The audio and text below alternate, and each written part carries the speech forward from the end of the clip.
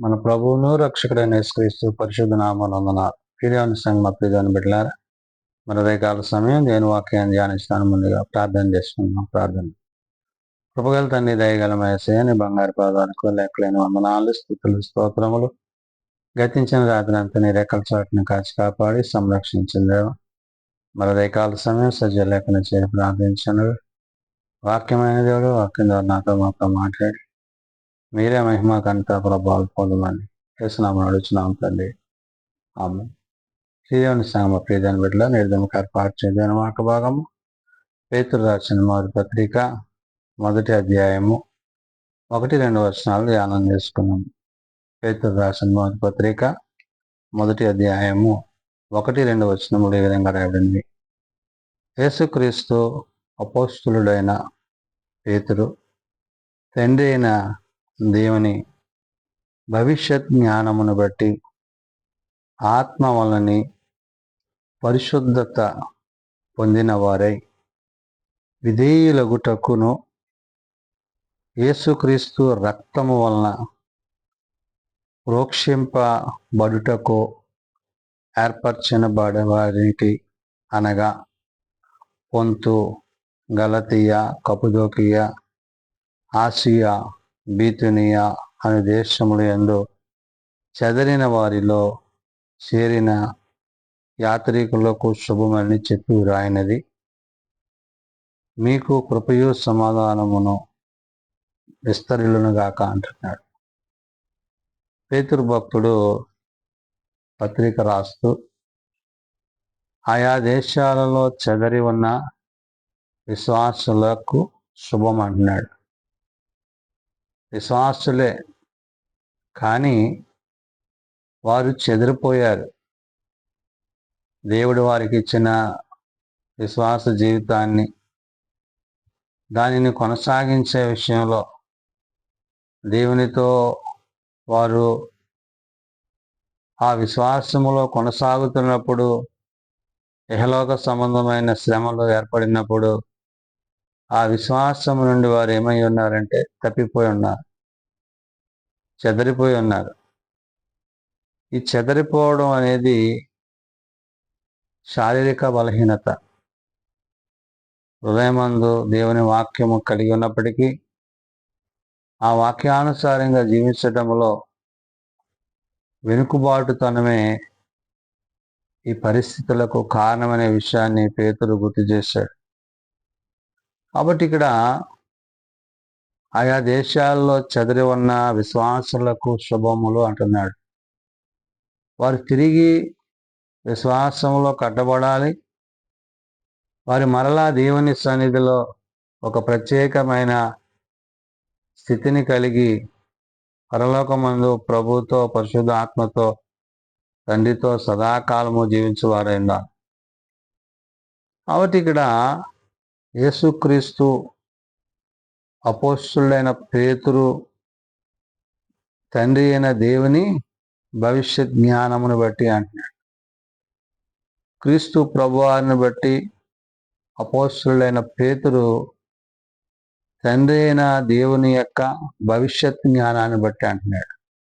అంటే తండ్రి చేత, తండ్రి ద్వారా పిలువబడ్డవారిగా తన కుమారుని యందు విశ్వాసం ఉంచి, తన కుమారుని యందు ప్రేమ కలిగి క్రీస్తులో, మరి క్రీస్తు ప్రేమలో వారు శిష్యులుగా, అపోస్తులుగా ఉన్న విధానాన్ని, తరువాత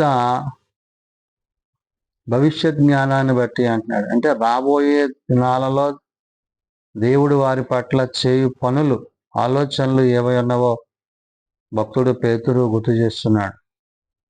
కాబట్టి ఇవన్నీ కూడా ఆత్మ వలనని పరిశుద్ధత పొందిన వారే అంటున్నాడు. ఆదరణకర్త అయిన పరిశుద్ధాత్మ చేత ఆ పరిశుద్ధాత్మలో కొనసాగుతూ ఆ పరిశుద్ధాత్ములైన వారు విధేయులగుటకు అంటున్నాడు. ఆ పరిశుద్ధాత్మను కాపాడుకోవడంలో, ఆ పరిశుద్ధాత్మకు లోబడటంలో, దేవుని యందు విధేయత కలిగి దేవుని యందు నమ్మిక కలిగి, దేవుని యందు విశ్వాసము కలిగి, క్రీస్తు ప్రేమను బట్టి, క్రీస్తు యొక్క కృపను బట్టి మరి అపోస్తలుడైన పేతురు ఈ విషయాన్ని ఇక్కడ చెప్తున్నాడు. యేసుక్రీస్తు రక్తము వలన అంటున్నాడు. క్రీస్తు రక్తము అనగా క్రీస్తు ప్రభువారు మన పాపముల నిమిత్తం ఆయన చిందించిన రక్తం ఏదైతే ఉందో, ఆ రక్తాన్ని బట్టి, ఆ రక్తం వలన పొందిన ఏంటంట, ప్రోక్షింపబడుటకు ఏర్పరచబడిన వారికి అంటున్నాడు. ఎవరైతే క్రీస్తు రక్తములో కడగబడి, శుద్ధీకరింపబడి, పరిశుద్ధపరచబడి, తమను తాము దేవుని కొరకు ప్రత్యేకింపజేసుకుంటారో అటు వారిని గురించి, వారు ఏ ఏ ప్రదేశాల్లో, ప్రాంతాల్లో చెదరిపోయారో వారికి మళ్ళీ తిరిగి దేవుని యొద్ద నివసించడానికి కావలసిన యోగ్యతను గురించి, అర్హతను గురించి పేతురు ఇక్కడ మాట్లాడుతున్నాడు. అందుకనే క్రీస్తు రక్తము వలన ప్రోక్షింపబడుటకును ఏర్పరచబడిన వారికి అంటాడు. క్రీస్తు రక్తము వలన అంటే తిరిగి జన్మించుట, నూతన పరచబడుట, మన అపరాధాలను, మన పాపములను విడిచిపెట్టి క్రీస్తు రక్తంలో కడగబడి, పరిశుద్ధపరచబడి, ప్రభుతో, పరిశుద్ధాత్మతో, తండ్రితో మనము జీవించువారమై ఉండాలి. అందుకని ఆయా దేశాల్లో చెదరిన విశ్వాసులందరికీ శుభమని పేతురు భక్తుడు తన పత్రికలో తెలియజేస్తూ, ఈ చెదరిపోయిన వారు ఏ ప్రదేశాల్లో వెళ్ళారంటున్నాడు ఇక్కడ. క్రీస్తు రక్తం వల్ల ప్రోక్షింపబడ్డకును ఏర్పరచబడిన వారు అనగా పొంతుకి, గలతీయాకి, కప్పుదోకియాకి, ఆసియా, బీతునియా అను దేశముల యందు చెదరిన వారిలో చేరిన యాత్రికులకు శుభమని చెప్పి ఆయన అంటున్నాడు. వీరందరూ ఒకప్పుడు విశ్వాసములో బలముగా, దేవునిలో బలముగా, ఆత్మలో బలముగా, ప్రార్థనలో బలముగా వీరు చెదిరిపోయారు. ఆయా ప్రదేశాలకు, ప్రాంతాలకు చెదిరిపోయిన వీరు తిరిగి ప్రభువులో, ప్రభు రక్తములో కడగబడిన అనుభవాలు, అనుభూతులు వారి కలిగి ఉండాలనే విషయాన్ని పేతురు తెలియజేస్తున్నాడు. అందుకనే పొంతు, గలతీయ, కప్పుదోకియా, ఆసియా, బీతునియా అనే దేశాల యందు చెదరిన వారిలో, ఈ చెదరిన వారిలో వీరేమన్నారంట, చేరిన యాత్రికులకు అంటున్నాడు. ఈ లోక యాత్రలో, ఈ యొక్క యాత్ర ప్రయాణములో సజీవులమైన మనము మన పితరులైన వారిని గురించి, వారు దేవుని యందు విశ్వాసం ఉంచిన విధానాన్ని బట్టి, అబ్రహాము దేవుని నమ్మి తన తండ్రిని విడిచి ఏ విధంగా అయితే దేవునితో తాను జీవించాడు, ప్రవక్తలు, శిష్యులు, అపోస్తలులు వీరందరి యొక్క ప్రయాణము పరసంబంధమైనదనే విషయాన్ని పేదలు గుర్తు చేస్తూ, మరి ఆయా దేశాల్లో చెదిరిన విశ్వాసులను మరలా శుభాభివందనాలు చెప్తూ ఈ పత్రిక రాస్తూ అంటున్నాడు, వారిని బట్టి, వారిలో చేరిన యాత్రికులకు శుభమని చెప్పి రాయినది. ఈ శుభవచనాల చేత వారి మరలా ప్రభువులో, విశ్వాసములో కట్టబడేవారే అవుతారు. వారందరికీ ప్రభు యొక్క కృప తోడై ఉంటారు. అందుకనే మీకు కృపయు సమాధానము విస్తరిల్లునుగాక అంటున్నాడు.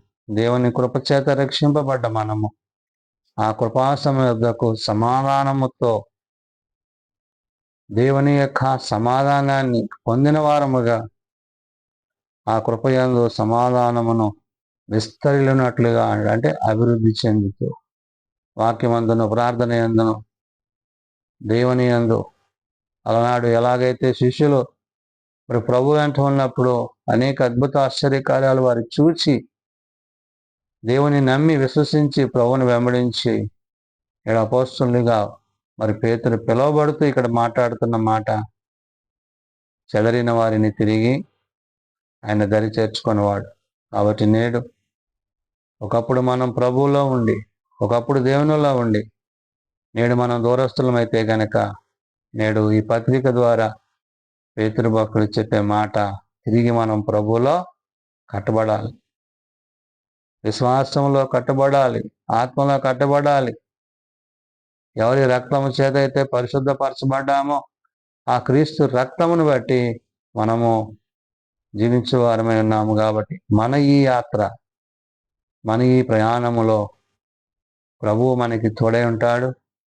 ఆయన మన మధ్య నుంచిన ఆదరణకర్త అయిన పరిశుద్ధాత్మని యొక్క సహాయము ద్వారా ఆనాడు పేతురు భక్తుడు ఏదైతే పత్రికను రాశాడో, నేడు ఆ పత్రిక ద్వారా తిరిగి మనము సార్వత్రిక సంఘముగా, విశ్వాసులుగా, పరిశుద్ధులుగా శుభాభివందనములు పొందుకొనుచు క్రీస్తు యొక్క ప్రేమకు సాక్షులమై ఉండాలని ఉదయకాల సమయమున పేతురు భక్తుడు తన పత్రిక ద్వారా తెలియజేసిన మాటలు ప్రార్థన చేసుకున్నాం. మా ఎడల నువ్వు చూపిన కృపకై, ప్రేమకై వందనాలు. అవును నాయన,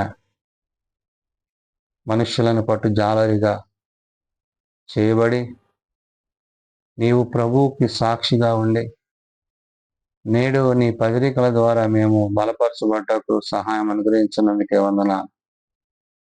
అవును నాయన, చెదిరిన వారిని తిరిగి సమకూర్చువాడవు, తప్పిపోయిన వారిని తిరిగి నీ మార్గమందు నడిపించువాడు.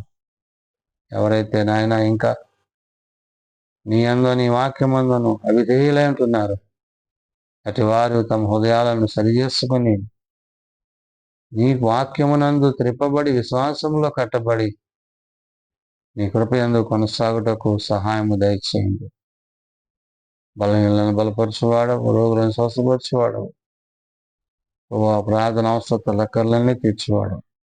ఏ ఒక్కరూ నశించక అంతటందరూ మారు మనసు పాపక్షమాపణ పొందుటకు సహాయం దయచేయండి. నీ జీవము కలిగిన మాటల చేత నీ విశ్వాసంలో కొనసాగే కృప నీ ప్రియ కుటుంబాలకు, చెదరిన వారిని తిరిగి సమకూర్చువాడవైన యేసు ఉన్నత నామమున ప్రార్థించి వేడుకొనుచున్నాము తండ్రి. ఆమేన్. పరలోకమందున్న మా తండ్రి, నీ నామం పరిశుద్ధపరచబడుగాక, నీ రాజ్యం వచ్చుగాక, నీ చిత్తం పరలోకమందు నెరవేర్చున్నట్లు భూమి మీద నెరవేరుగా. నేడు మాకు దయచేయము, మెడల ప్రార్థన చేసిన వారిని మేము క్షమించిన ప్రకారం మా ప్రార్థనలను క్షమించు, శోధనలో ఏకాదశులను తప్పించండి. రాజ్యము, శక్తి, మహిమ నిరంతరము నీవే నావు తండ్రి. ఆమేన్. తండ్రి, కుమార, పరిశుధాత్మ త్రియేక దేవుని దీవెన సదా తోడై ఉండి సంరక్షించును గాక. ఆమేన్.